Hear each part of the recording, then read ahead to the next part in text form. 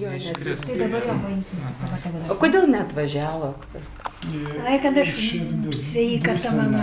Jau dabar stovausi. Nedrįstu.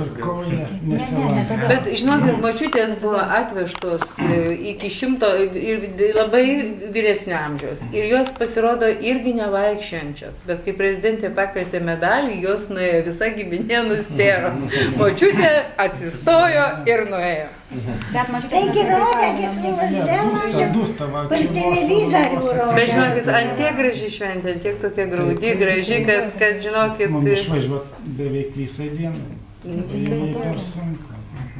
Nu jo, taip sunkoka, bet vis tiek ten labai gražu, kai visi vaikai sustoja, vis tiek ten su gėlėm, su anūkais, su mažiukais, kūdikiniais vaikais net buvo atvažiavę. Bet labai gražiai, tikrai labai. Rodė, čia jau nesunkiai reikia. Bet labai šviesaus proto, labai gražiai tikrai viską prisimena ir visas pavardės prisimena. Nu, šauni močiutė, nu.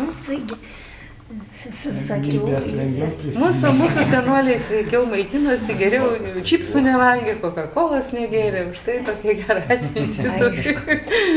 Valgėme žienį košį. Taip, va. O, dabar mada, žinokit, dabar tik tai labai jau panelės. Grįžių košį. Nu, tai va, tai va.